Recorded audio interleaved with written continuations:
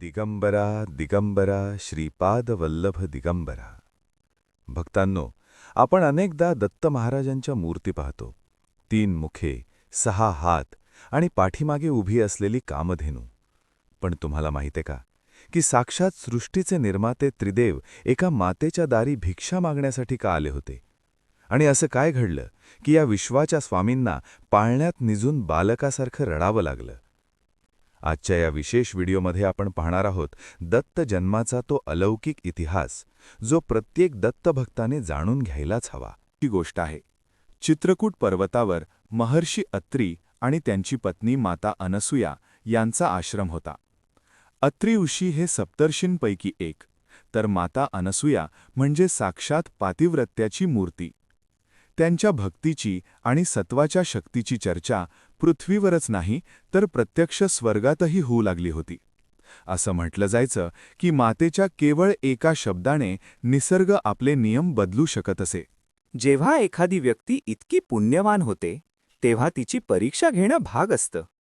नारद मुनींच्या सूचनेवरून आणि त्रिदेवांच्या पत्नींच्या मनात निर्माण झालेल्या कुतूहलामुळे ब्रह्मा, विष्णू आणि महेश यांनी माता अनसूयाची सत्वपरीक्षा घेण्याचे ठरवले. त्यांनी ठरवले की जेव्हा अत्री ऋषी आश्रमात नसतील तेव्हा तिथे जाऊन तिची परीक्षा घ्यायची. तिन्ही देवांनी भिक्षूचा वेश घेतला आणि आश्रमाच्या दारात उभे राहून हाक मारली, अलख निरंजन. माता अनसूया भिक्षा घेऊन बाहेर आली. पण भिक्षूंच्या रूपात असलेल्या देवांनी एक विलक्षण अट ठेवली. ते म्हणाले, माते, आम्हाला खूप भूक लागली आहे, पण आमची एक अट आहे. जर तुम्ही विवस्त्र होऊन आम्हाला भोजन वाढले तरच आम्ही हे अन्न ग्रहण करू. साधू संतांचा अपमान होऊ नये आणि धर्माचे पालन व्हावे यासाठी मातेने एक क्षण डोळे वेटले. त्यांनी आपल्या तपोबलाने ओळखले की हे सामान्य भिक्षू नसून स्वतः त्रिदेव आहेत. मातेने मनोमन प्रार्थना केली आणि आपल्या हातातील पाण्याचे थेंब त्या तिघांवर शिंपडले. चमत्कार झाला. ज्यांना विवस्त्र होऊन भोजन वाढायचे होते ते तिन्ही देव आता निरागस बालके बनले होते. मातेने त्यांना वात्सल्याने जवळ घेतले आणि त्यांचे पोट भरले. काही वेळाने जेव्हा तिन्ही देवी लक्ष्मी, सरस्वती, पार्वती तिथे आल्या आणि त्यांनी आपल्या पतींना मूळ रूपात आणण्याची विनंती केली, तेव्हा मातेने पुन्हा पाणी शिंपडले. पण देवांनी तिथेच वास्तव्य करण्याचे वचन दिले.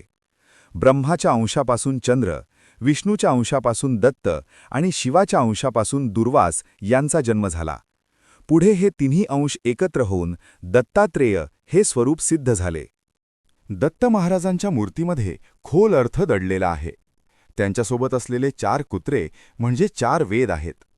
त्यांच्या पाठीमागे असलेली गाय म्हणजे पृथ्वी माता आहे आणि औदुंबर वृक्ष हे शांततेचे प्रतीक आहे. भक्तांनो, ही होती दत्त जन्माची अमृतकथा.